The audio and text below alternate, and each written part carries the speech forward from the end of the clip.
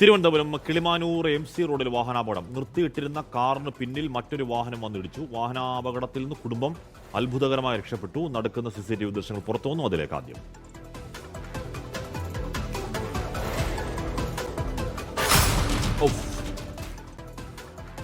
അയ്യോ, ആ കാർ നിർത്തി അമ്മയും കുഞ്ഞും ജസ്റ്റ് പുറത്തോട്ടിറങ്ങിയുള്ളൂ. അപ്പോഴത്തേക്ക് ആ കാറിനെ ബസ് ഇടിച്ച് ലോറിയാണ്.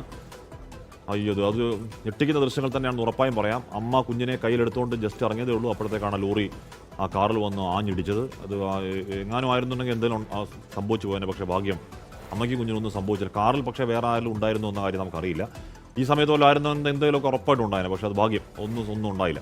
നടുക്കുന്ന CCTV ദൃശ്യങ്ങളാണ് പുറത്തു വന്നിരിക്കുന്നത്. ഒരു ചരക്ക് ലോറി കാറിന് പിന്നിലിടിക്കുന്നു. ആ കാർ കറങ്ങി നിൽക്കുന്ന ഒരു ദൃശ്യമാണ് കാണുന്നത്. അതിൽ കാർ ഡ്രൈവറായിട്ടുള്ള ഈ സ്ത്രീയുടെ ഭർത്താവ് കൂടി ആ കാറിനകത്ത് ഉണ്ടായിരുന്നു. പക്ഷെ ആർക്കും പരിക്കേറ്റിട്ടില്ല. ആ ദൃശ്യങ്ങളിൽ കാണുന്നത് പോലെ തന്നെ സെക്കൻഡ് വ്യത്യാസത്തിൽ, അതായത് അമ്മയും കുഞ്ഞും പുറത്തേക്ക് ഇറങ്ങുന്നു. അതിൽ സെക്കൻഡ് വ്യത്യാസത്തിലാണ് പുറകിൽ ചരക്ക് ലോറി വന്നിടിക്കുകയും ചെയ്യുന്നത്. ശേഷം കാർ മുന്നോട്ട് നീങ്ങി കറങ്ങി നിൽക്കുകയായിരുന്നു. അതിൽ ഉണ്ടായിരുന്ന കാർ ഡ്രൈവർക്ക് പരിക്കേറ്റിട്ടില്ല എന്നുള്ളതാണ് നമുക്ക് മനസ്സിലാക്കാൻ കഴിയുന്നത്. അത്ഭുതകരമായിട്ട് രക്ഷപ്പെടലാണ്. കാരണം ഈ പാസഞ്ചർ സീറ്റിൽ നിന്ന് കുഞ്ഞും അമ്മയുമാണ് പുറത്തേക്ക് ഇറങ്ങുന്നത്. ഏതെങ്കിലും തരത്തിൽ അങ്ങനെ പുറത്തേക്ക് ഇറങ്ങാൻ കഴിഞ്ഞില്ലായിരുന്നെങ്കിൽ ആ കുഞ്ഞിനടക്കം പരിക്ക് പറ്റിയൊരു സാഹചര്യമുണ്ട്. പക്ഷേ അങ്ങനെ ഒരു നിലവിൽ ആ ഒരു അപകടം പറ്റിയിട്ടില്ല എന്നുള്ളതാണ്.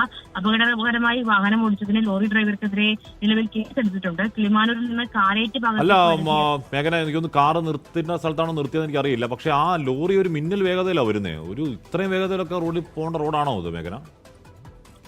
അശ്വി, തീർച്ചയായിട്ടും അപകടകരമായി തന്നെയാണ് ഈ ചരക്ക് ലോറി ഡ്രൈവർ വാഹനം ഓടിച്ചത് എന്നുള്ളത് നിസ്സംശയം പറയാം. കാരണം അത്ര വേഗതയിൽ വരുന്ന അതൊരു ഉൾപ്രദേശമാണ്, അത്ര വേഗതയിൽ വരുന്ന ഒരു സ്ഥലമല്ല. അതുപോലെ തന്നെ ഈ കാർ സൈഡിൽ നിർത്തിയിട്ടിരിക്കുകയായിരുന്നു. ഒരു കടയിൽ പോകാനായി ഈ കുടുംബം കാർ സൈഡിൽ നിർത്തിയിട്ടിരിക്കുകയായിരുന്നു. ആ സമയത്താണ് ഈ ദിശ തെറ്റിച്ച് അല്ലെങ്കിൽ സൈഡിലേക്ക് കയറി വന്ന ഈ ലോറി കാറിലേക്ക് ഇടിക്കുന്നത് എന്നുള്ളത് ആ ദൃശ്യങ്ങളിൽ വ്യക്തമാകുന്നുണ്ട്. അതുകൊണ്ട് തന്നെയാണ് പോലീസ് ചരക്ക് ലോറി ഡ്രൈവർക്കെതിരെ അപകടകരമായ വാഹനം ഓടിച്ചതിന് കേസെടുത്തിരിക്കുന്നത്. ഇന്നലെ ഉച്ചയോടുകൂടിയാണ് ഈ അപകടം ഉണ്ടാവുകയും ചെയ്യുന്നത്.